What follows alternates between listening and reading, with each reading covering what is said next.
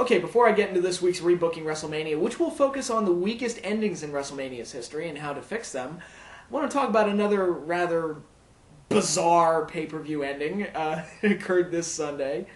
TNA's Victory Road, the match between Jeff Hardy and Sting, which I predicted would not be that good of a match, but holy crap, I never envisioned that was going to happen. When I didn't see the show, but when I read the results, I started laughing, because I was like, no way that happened. No way. And when I heard that Hardy was basically drugged out of his mind and the match was reduced to about 90 seconds, I immediately hit YouTube and found a video of it, and I thought I was going to laugh my ass off, and it wasn't funny. It was really sad, and Jeff Hardy, this is what he does, man. This guy, he fucked up in the WWE once, left the WWE a second time because he knew he was going to get a third strike at some point. Sooner or later, he was going to get that third strike, and sure enough, he got arrested 2-3 weeks later. He fucked up in TNA once, he's fucking up in TNA again. I mean, this guy is a self-destructive drug addict, and that's what he is.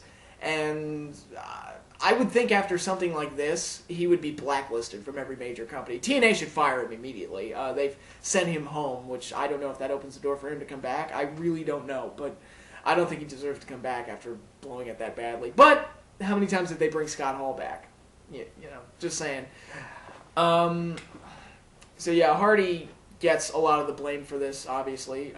Very unprofessional, very unfair to the fans that paid for the pay-per-view. Unfair to Sting. I mean, I felt really bad for Sting. For him to be stuck in that position live on pay-per-view must have been absolutely humiliating. And it looked to me like he just called the finish right there. And if that's what happened, I don't know if Eric Bischoff told him to do that or whatever, but if that's what happened and Sting just called it right there, then he handled it better than anybody else could have. I mean, that was really the best you could do, because Hardy working a match in that condition is just unsafe. It's unsafe for Sting, it's unsafe for Hardy, maybe even unsafe to the fans.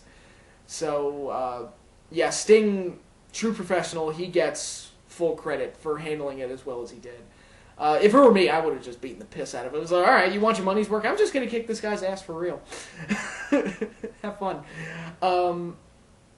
But, yeah, TNA management, obviously, a majority of the blame goes to Hardy for, again, continuing his destructive behavior. But TNA management, obviously, is going to shoulder a lot of the blame as well.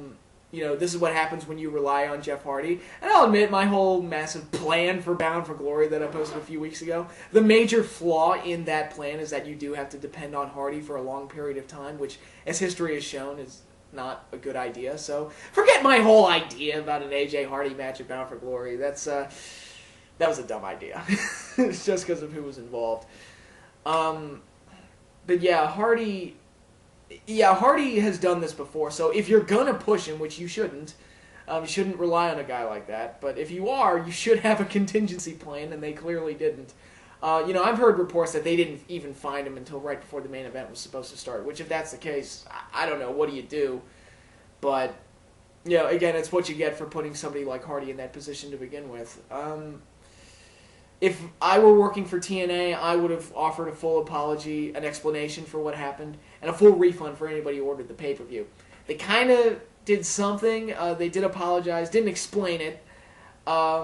And they offered 6 months free to TNA On Demand online, and for anybody who ordered the pay-per-view, and that's their way of making it up to the fans, which to me, that's not entirely good enough. I guess it's something, and it's more than I thought they were going to do, but God, I don't know how you come back from something like this. When I first saw it, I was like, holy shit, that might be their David Arquette title win. I mean, that might be the point of no return. Time will tell if that's the case. I don't know, but it was really one of the most embarrassing things I've ever seen in wrestling. It was horrible. Jeff Hardy, I don't want to ever see him on mainstream wrestling ever again unless, dude, you have a wife and a kid now, and you would think after the guy burned his house down or whatever happened there, you would think, hey, maybe I should get my life in order. Again, just saying. Yeah, I don't want to ever see him on mainstream wrestling television again unless you've got to build your reputation back up, buddy. And truth be told, he didn't have much of a reputation to begin with. But, yeah, there's my thoughts on that. So let's move on to rebooking WrestleMania.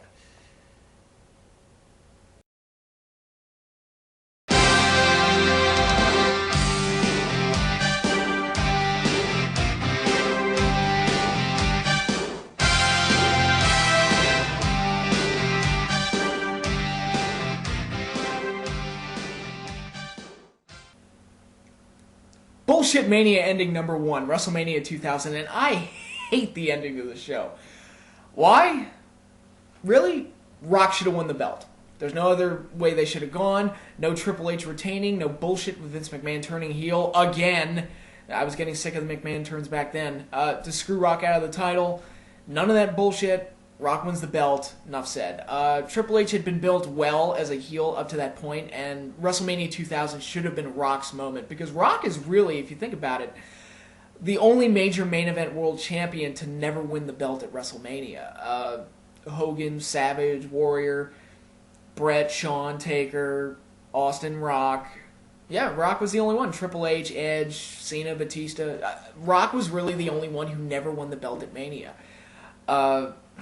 And it's a shame. 2000 should have been his year, definitely.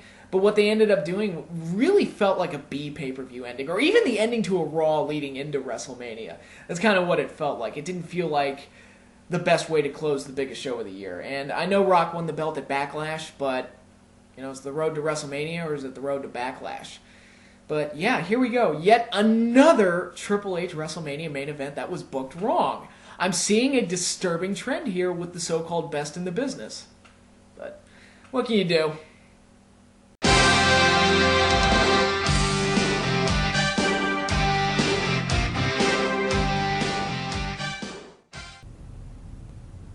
Oh yeah, WrestleMania 9. You all knew this was coming. The ending to WrestleMania 9 has probably the inspiration for guys like me and on message boards and things like that doing, hey, what WrestleMania would you change? It was notoriously bad, or is notoriously bad. Let me start off by saying that as a whole, I don't hate WrestleMania 9. I know that's an unpopular thing to say. But when I look at things like the IC title match was pretty good, despite the finish. Steiner Brothers versus Head Shrinkers I thought was great. I love that match. The tag title match was entertaining for what it was. I enjoyed that. Heel Doink, having a clone, was awesome. Heel Doink was fucking awesome, by the way. I think he should have been feuding with Undertaker, actually. They should have kept him heel and done a feud with those two characters. I think it would have been great. And even, speaking of the Undertaker, his match with Giant Gonzalez, I really think it gets overhyped as being one of the worst matches in WrestleMania history. Is it a great match? No, but given El Gigante, or whatever the fuck his name was that week, given his limited in-ring abilities and the fact that the match was kept pretty short, it wasn't even boring. The match was pretty short, so yeah, it wasn't that bad. And the ending where Taker came down and stormed the ring and clotheslined him down, I thought that was pretty cool. So I don't hate that match. There are a couple of other things too, like Luger and Perfect. I thought that was a solid match. So overall, not a great Mania. Probably one of the weaker ones in the first decade, but I don't hate it. Even the whole Roman thing, I kind of understood. Some people thought it looked silly that everybody was in togas and everything. Well, yeah. They were in Caesar's palace, so I could see the method to the madness there.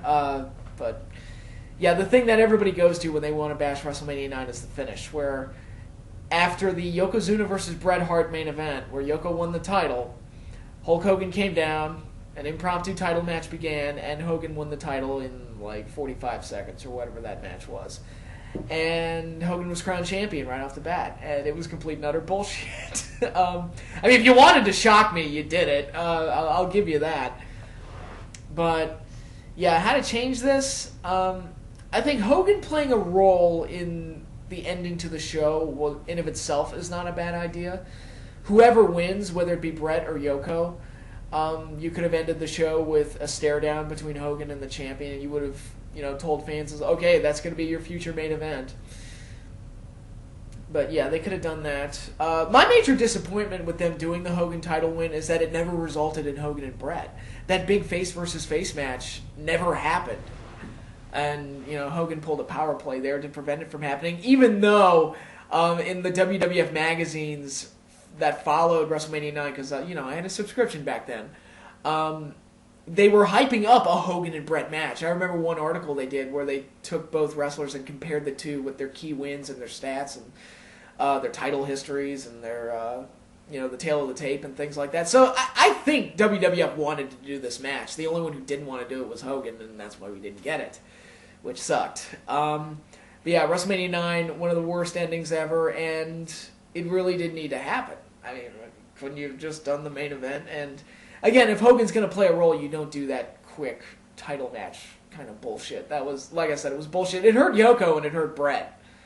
Eventually, Yoko would have his day at King of the Ring where he basically destroyed Hogan, but and Bret would eventually climb to the top of the mountain at WrestleMania 10, which is one of my favorite WrestleMania endings, by the way. Happened on my birthday, actually, March 20th.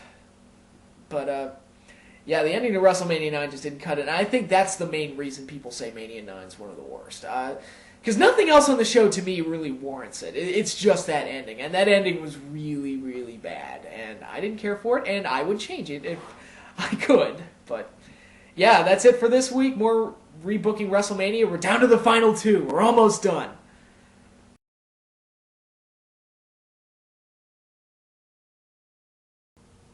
Lame!